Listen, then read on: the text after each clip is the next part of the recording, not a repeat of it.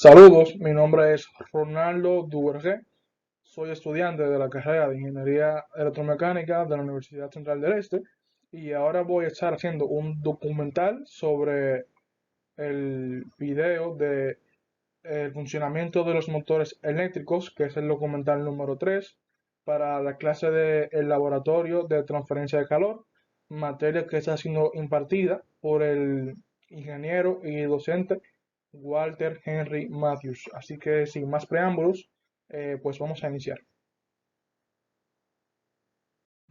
Este es un motor eléctrico. Es uno de los dispositivos más importantes que se han inventado. Estos motores se utilizan en todas partes, desde el bombeo del agua que bebemos hasta sensores y grúas e incluso la refrigeración de centrales nucleares. En este vídeo vamos a ver el funcionamiento de uno de ellos y conocer en detalle su estructura. El motor de inducción es similar en aspecto a este. Convierte la energía eléctrica en energía mecánica que podemos utilizar para impulsar bombas, ventiladores, compresores, engranajes, poleas, etc. Casi todas las piezas se encuentran dentro de la carcasa principal. En la parte delantera encontramos el eje, que es la parte que gira y la que podemos conectar cosas como bombas, engranajes y poleas para que hagan su trabajo. En la parte trasera encontramos el ventilador y una cubierta protectora. El ventilador está conectado al eje, por lo que gira siempre que el motor funciona. El motor de inducción puede producir mucho calor cuando este está en funcionamiento, por lo que el ventilador circula aire del ambiente sobre la carcasa para enfriarla. Si el motor de inducción se calienta demasiado, el aislamiento de las bobinas eléctricas internas se infundirá, provocando un cortocircuito, y el motor se destruirá. Las aletas en el lateral de la carcasa ayudan a aumentar la superficie y eso nos permite eliminar el calor no deseado. El eje se apoya en unos rodamientos que se encuentran dentro de los paneles delanteros y traseros. Los rodamientos ayudan a que el eje gire suavemente y lo mantienen también en su posición. Dentro de la carcasa se encuentra el estatal. El estator es fijo y no gira y está formado por una serie de alambres de cobre que se enrollan en unas bobinas en las ranuras situadas en el perímetro interior. El alambre de cobre está recubierto con un esmalte especial que aísla eléctricamente los alambres entre sí, lo que significa que la electricidad tiene que fluir a través de toda la bobina. De lo contrario, tomaré el camino más corto posible y veremos por qué esto puede ser un problema más adelante en el video. Este es un motor de inducción trifásico, por lo que tenemos tres conjuntos separados de bobinas en el estator. Los extremos de cada conjunto se conectarán a los terminales dentro de la caja de terminales eléctricas. Veremos cómo se conectan un poco más adelante en el video. Cuando se conecta el suministro eléctrico al estator, genera un campo electromagnético giratorio. El rotor está conectado al eje. Este es un rotor de tipo jaula de ardilla, que se llama jaula de ardilla porque tiene dos anillos en los extremos que están conectados por unas barras y que giran juntos. Por esto, este diseño es similar a de una pequeña rueda de ejercicio que utilizaría una mascota como un hámster o una ardilla. La jaula está equipada con una serie de láminas de acero. Estas láminas ayudan a concentrar el campo magnético a las barras y las láminas se utilizan en vez de una pieza sólida de metal, ya que eso mejora la eficiencia al reducir el tamaño de las corrientes inducidas en el rotor. Cuando el rotor se coloca dentro del estator y se conecta a una fuente de alimentación eléctrica, el rotor comenzará a girar. Entonces, ¿cómo es esto posible? Bueno, ahora vamos a explicar el funcionamiento. Cuando la electricidad pasa por un cable, se genera un campo electromagnético alrededor del mismo. Podemos ver esto colocando unas brújulas alrededor del cable y las brújulas van a girar para alinearse con el campo magnético. Si la dirección de la corriente se invierte, el campo magnético también se invierte, por lo que las brújulas cambian de dirección. El campo magnético del cable atrae y empuja las agujas de las brújulas. Al igual que si deslizamos dos barras magnéticas una hacia la otra, se atraerán o repelerán. E incluso podemos utilizar un imán para hacer girar otro imán o podemos hacer girar el imán cambiando la intensidad del campo magnético que los rodea. Si colocamos un cable en un campo magnético y hacemos pasar una corriente a través de él, el campo magnético del cable interactuará con los imanes permanentes. El campo magnético y el cable experimentarán una fuerza. Esa fuerza moverá el alambre hacia arriba o hacia abajo dependiendo de la dirección de la corriente y de la polaridad de los campos magnéticos. Si envolvemos el alambre en una bobina, el campo electromagnético se hace más fuerte y la bobina producirá un polo norte y un polo sur, al igual que un imán permanente, por ejemplo. Estas bobinas de alambre las llamamos inductores. Cuando pasamos corriente alterna a través del cable, los electrones cambiarán constantemente de dirección entre el flujo hacia adelante y hacia atrás, por tanto el campo magnético también se expandirá y colapsará, y la polaridad se invertirá. Cuando coloquemos otra bobina separada en las proximidades y completemos el circuito, el campo electromagnético podrá inducir una corriente en esa segunda bobina. Podemos conectar dos bobinas y colocarlas una frente a la otra para crear un campo magnético mayor. Si colocamos un circuito cerrado de alambre dentro de este gran campo magnético, podemos hacer una corriente en el circuito.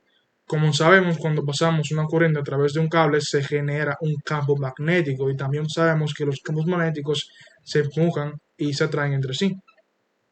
Por lo tanto, ese circuito de alambre también generará un campo magnético y este podrá interactuar con el campo magnético mayor. Cada lado de la bobina experimentará fuerzas opuestas provocando su rotación. Este circuito es, por tanto, nuestro rotor, por ejemplo, y las bobinas son el estator. Sin embargo, el rotor solo girará hasta que se alinee con las bobinas de esta torre, entonces se atascará, ya que la corriente inducida se invierte con la bobina. Para superar eso tenemos que introducir otro conjunto de bobinas en el estator y debemos conectarlas a otra fase. Los electrones fluyen en esta fase en un momento ligeramente diferente, por lo que el campo electromagnético también cambiará de intensidad y polaridad en un momento ligeramente diferente. Esto obligará al rotor a girar. Dentro del motor de inducción tenemos tres bobinas separadas que se utilizan para producir un campo electromagnético rotativo. Cuando pasamos una corriente alterna a través de cada bobina, estas producen un campo electromagnético que cambia de intensidad y de polaridad a medida que los electrones cambian de dirección. Pero si conectamos cada bobina a una fase diferente, los electrones de cada bobina cambiarán de dirección en un momento distinto. Esto significa que la polaridad y la intensidad del campo magnético también se producirán en un momento diferente. Para distribuir ese campo magnético tenemos que girar los conjuntos de bobina 120 grados desde la fase interior y luego combinarlos en el estator. El campo magnético varía en intensidad y polaridad entre bobinas que se combinan para producir el efecto de un campo magnético giratorio. Ya hemos visto en este video que se puede inducir una corriente en una segunda bobina cuando está cerca.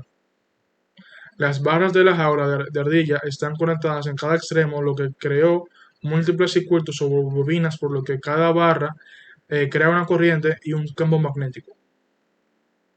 El campo magnético de las barras del rotor interactúa con el campo magnético del estator. El campo magnético de las barras del rotor es atraído por el campo magnético del estator. Como el campo magnético está girando, el rotor también girará en la misma dirección que el campo magnético para intentar alinearse con él, pero nunca podrá alcanzarlo completamente. Las barras del rotor suelen estar inclinadas. Esto ayuda a distribuir el campo magnético entre varias barras y evita que el motor pueda alinearse y atascarse. El estator contiene todas las bobinas donde van a ser utilizadas para hacer el campo electromagnético giratorio cuando la electricidad pase por esos cables. La electricidad que encontramos en la caja de terminales eléctricas en la parte superior o a veces en la lateral, dentro de esta caja tenemos 6 terminales. Cada terminal tiene una letra y un número correspondiente. Tenemos 1 y 1, y luego W2 y V2. Tenemos la bobina de fase 1 conectada a las dos terminales y luego las bobinas de fase 2 conectadas a las dos terminales y por último la bobina de fase 3 conectada a las dos terminales W. Observe que las terminales eléctricas están distribuidas en una configuración diferente de un lado a otro. Veremos por qué en un momento. Ahora traemos nuestra fuente de alimentación trifásica y la conectamos a sus respectivos terminales para que el motor funcione. Necesitamos completar el circuito y hay dos formas de hacerlo. La primera es la configuración entre ángulos. Para ellos conectamos las terminales de 1W, 2V y W1 a V2. Eso nos dará nuestra configuración en triángulo. Ahora, cuando proporcionamos corriente alterna a través de las fases, vemos que la electricidad fluye de una fase a otra, ya que la dirección de la corriente alterna se invierte en cada fase en un momento diferente. Por eso tenemos las terminales en diferentes configuraciones en la caja de terminales, porque así podemos conectar fácilmente entre ellos y permitir que la electricidad fluya entre las fases a medida que los electrones se invierten en diferentes momentos. Otro modo en el que podemos conectar las terminales es utilizando la configuración en estrella. En este método conectamos las terminales W2 o 2 y V2 en un solo lado. Esto nos dará nuestra conexión equivalente en estrella. Ahora, cuando pasamos la electricidad a través de las fases, vemos que los electrones se comparten entre las terminales de las bases. Debido a sus diferencias de diseño, la cantidad de corriente que fluye en configuración estrella y en triángulo es diferente y veremos algunos cálculos para esto, que son estos a continuación. Veamos la diferencia entre las configuraciones en estrella y en triángulo. Digamos que tenemos el motor conectado en triángulo con un voltaje de alimentación de 400 voltios. Esto significa que si utilizamos un multímetro para medir el voltaje entre dos fases, cualquiera tendremos una altura de 400 voltios, lo que llamamos un voltaje de línea a línea.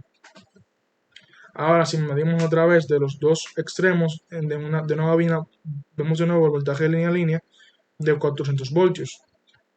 Digamos que cada bobina tiene una resistencia o impedancia, ya que se trata de corriente alterna de 20 ohmios. Eso significa que obtendremos una lectura de corriente de 20 amperios. Podemos calcular eso a partir de 400 voltios dividido por 20 ohmios, que son 20 amperios.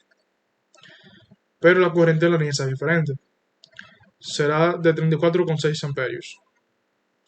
Obtenemos eso de 20 amperios multiplicado por la raíz cuadrada de 3, que es 34,6 amperios. Eso es porque cada fase está conectada a dos bobinas. Ahora, si miramos la configuración en estrella, tenemos de nuevo un voltaje de línea a línea de 400 voltios. Lo vemos y medimos entre dos bases cualquiera, pero la configuración en estrella, todas nuestras bobinas están conectadas juntas y se encuentran en el punto estrella o en el punto neutro.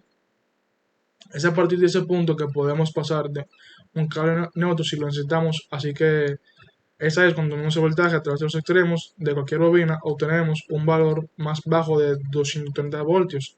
Eso es porque la base no está directamente conectada a dos bobinas como la configuración de triángulo. Un extremo de la bobina está conectado a una fase, pero el otro está conectado al punto compartido, por lo que el voltaje es por tanto compartido.